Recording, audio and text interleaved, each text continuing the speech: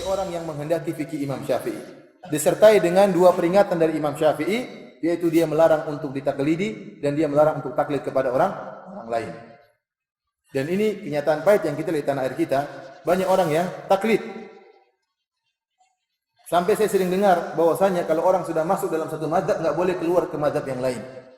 Sampai ada yang mengatakan kita harus bermazhab, kalau nggak ada mazhab nggak benar, harus bermazhab. Maka dalam masalah bermazhab kesimpulannya, sebagaimana fatwa Syekh bin Baz rahimahullah taala, kesimpulannya mazhab itu tidak harus, bermazhab itu tidak harus, tetapi boleh. Bermazhab itu boleh. Kenapa? Kata lain dari bermadzhab artinya berguru. Anda kalau bermadzhab Syafi'i artinya Anda berguru dengan ilmu siapa? Imam Syafi'i. Apakah berguru dengan Imam Syafi'i dilarang? Ya jelas tidak.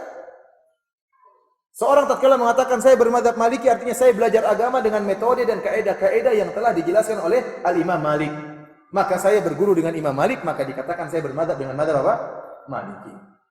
Sama kalau seorang mengatakan saya bermadzhab dengan madzhab Abu Hanifah, berarti saya mempelajari agama melalui metode dan cara pemikiran kaidah yang dijelaskan oleh Al-Imam Abu Hanifah.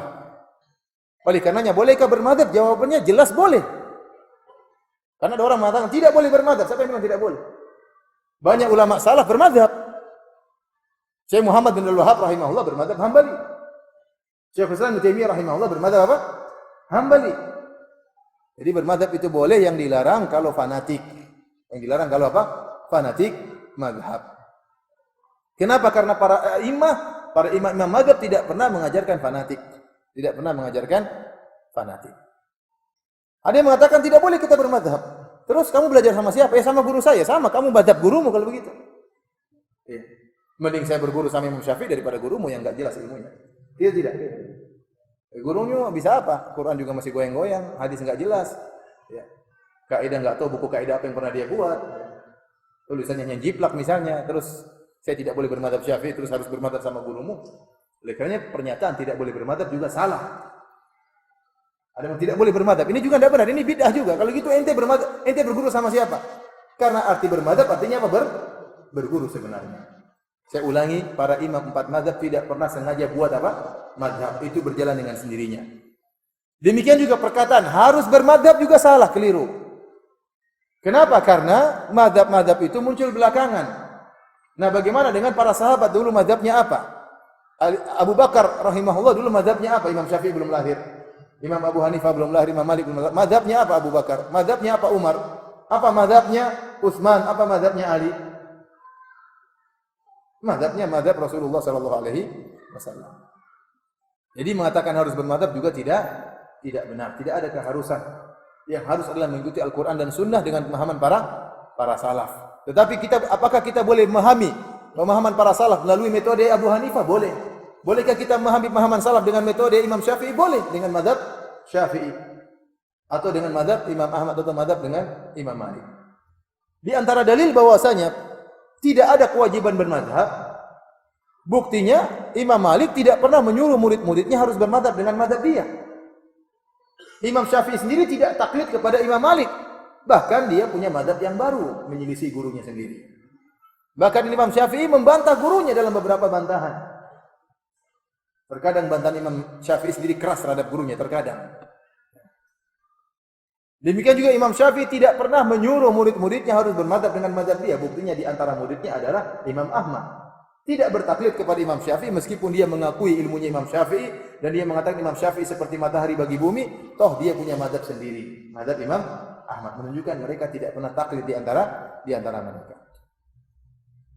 Kemudian juga kalau kita harus bermazhab, mazhab bukan cuma 4 tersebut, banyak mazhab yang lain. Ada ulama-ulama yang lain yang dahulu mereka punya mazhab seperti Ishaq bin Rahawai atau Ishaq bin Rahuyah. Dia punya mazhab sendiri, Abu Thawr punya mazhab sendiri. Daud Az-Zahiri punya mazhab sendiri.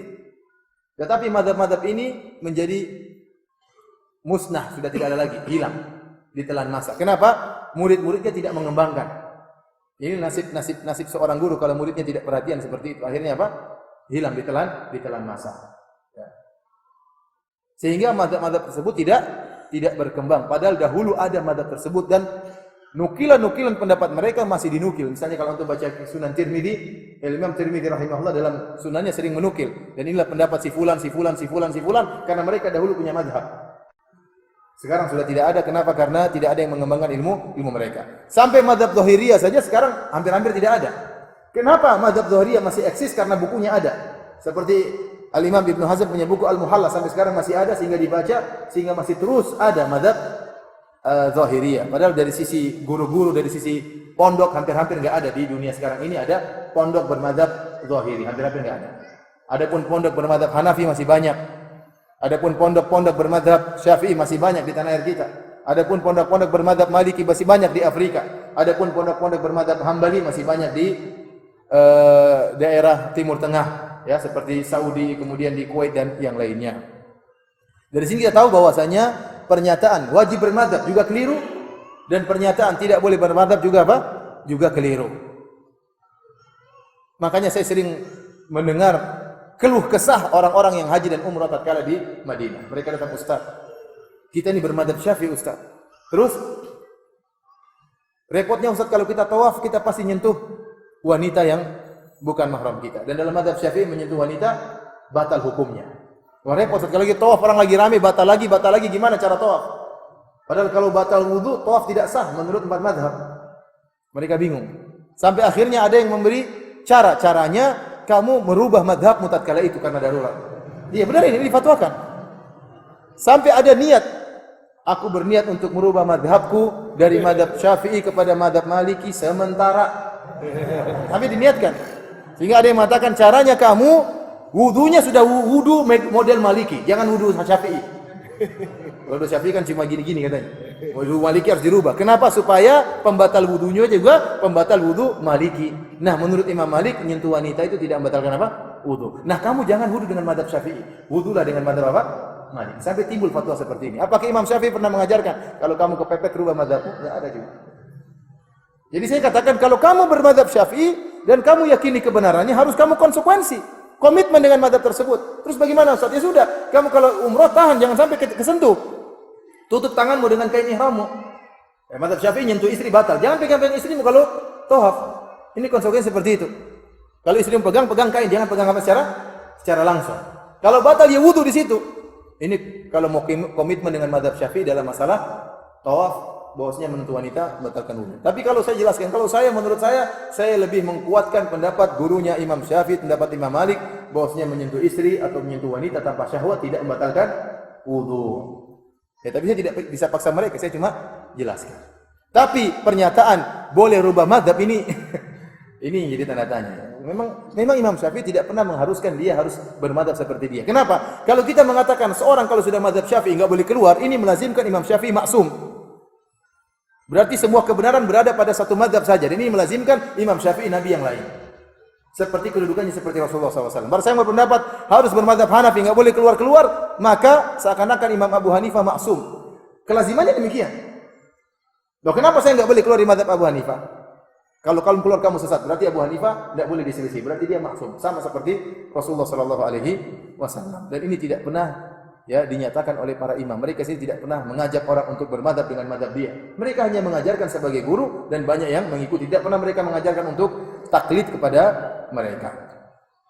Tapi para hadirin dan hadirat yang dirahmati oleh Allah Subhanahu wa taala, dari sini kita simpulkan bahwasanya bermadhab itu tidak harus, namun kita boleh bermadhab, dan itu di antara cara mudah belajar agama dengan bermadhab, ya, karena metodenya sudah jelas, ya, aturannya sudah jelas, dan pernyataan tidak boleh bermadhab juga adalah pernyataan yang keliru. Terkadang muncul dari orang-orang yang ya baru ngaji kemudian mengatakan tidak boleh bermadhab, ini juga suatu kekeliruan, ya.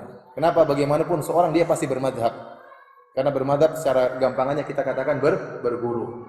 Di antara ulama ada yang pindah madhab, ada. Imam Syafi'i sendiri berubah pikiran waktu dia di Baghdad. Dia punya fatwa-fatwa yang disebut dengan Al-Qaulul Qadim, fatwa-fatwa lama. Waktu dia pindah ke Mesir, dia bikin fatwa-fatwa yang baru. Dia melihat ada perubahan ijtihad, mungkin ada dalil yang baru, sehingga dikenal dengan Al-Qaulul Jadid. Pendapat baru memansuhkan pendapat yang lama. Imam Syafi'i saja bisa berubah pendapat imamnya. Demikian juga, ya, seorang ulama bisa berubah madhab. Contohnya seperti disebutkan Ibnu Daqiqil Aid rahimahullahu taala. Barang siapa yang baca bukunya Ihkamul Ahkam, Syarah Umdatul Ahkam, dia akan dapati bagaimana, ya, Ibnu Daqiqil Aid memiliki ilmam bil madhab al-Maliki. Benar-benar dia menguasai madhab Maliki. Dikatakan dia dahulu bermadhab Maliki. Kemudian dia pindah kepada madhab Syafi'i. Kemudian dia menyarah Umdatul Ahkam, kitab hadis Umdatul Ahkam dengan madhab Syafi'i, dan beliau sering menukil secara detail dari madhab Maliki. Kenapa? Karena beliau dulu bermadhab apa? Maliki. Yang menakjubkan saya dapati karena saya sudah baca buku tersebut, buku beliau Al-Ihkam, Ihkamul Ahkam, Syarah Umdatul Ahkam, saya dapati Ibnu Daqiqil beberapa masalah menyelisih Imam Syafi'i. Menunjukkan dia tidak fanatik. Dia mengatakan Imam Syafi'i berkata demikian namun tidak benar. Yang benar seperti ini. Dan itu berani dia utarakan padahal dia ulama bermadzhab apa? Syafi'i. Namun dia tidak taklid. Ini yang kita inginkan, tidak boleh ada taklid dalam satu madzhab, silakan bermadzhab namun tidak boleh fanatik buta. Apalagi maksa orang harus bermadzhab seperti madzhab kita.